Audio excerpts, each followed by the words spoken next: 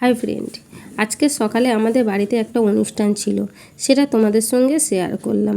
প্রথমেই সকালবেলা ঘুম থেকে উঠে ঘরের বাইরে গিয়ে বাসির কাজ সমস্ত কিছু সেরে এসেছি। তারপর ঘরে ঢুকে জানালাটা খুলে দিয়েছি। জানালাটা খুলে দেওয়ায় বিছানার বেড কভারটা চেঞ্জ করলাম। বিছানার বেড কভারটা যখন চেঞ্জ করছি, আমার মেয়ে বলছে, ও মা, তুমি বেড কভারটা কবে কিনেছো মা? খুব সুন্দর লাগছে। হাইলো, অনেক দিন কিনেছি বলে বিছানার বেড কভারটা আগে ঠিকঠাক করে বিছানাটা ঠিক করে নিলাম।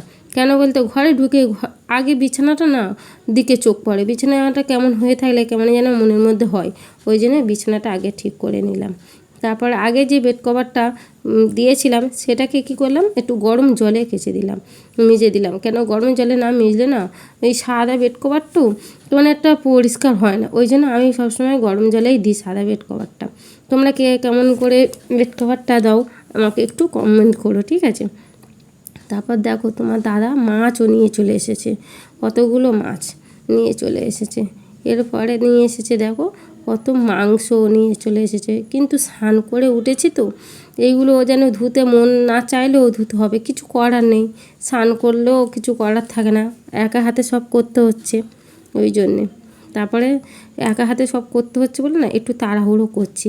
প্রথমে আগেই পায়েসের জোগাড়টা করে নিলাম, পায়েসের জোগাড়টা বসিয়ে দিলাম। এটা হচ্ছে দুধটাও গরম গরম, এটা হচ্ছে একটু দুধটা না ফ্রিজের মধ্যে ছিল তো, দুধটা বড্ড ঠান্ডা, তাই দুধটা একটু গরম বসিয়ে দিলাম। এবারে চালটা দেখো, চালটা ধুয়ে নিলাম, কিশমিশটাও ধুয়ে নিলাম, ভিজিয়ে দিলাম। তারপর তাড়াহুড়ো করে সবজিগুলোও কেটে নিচ্ছিলাম।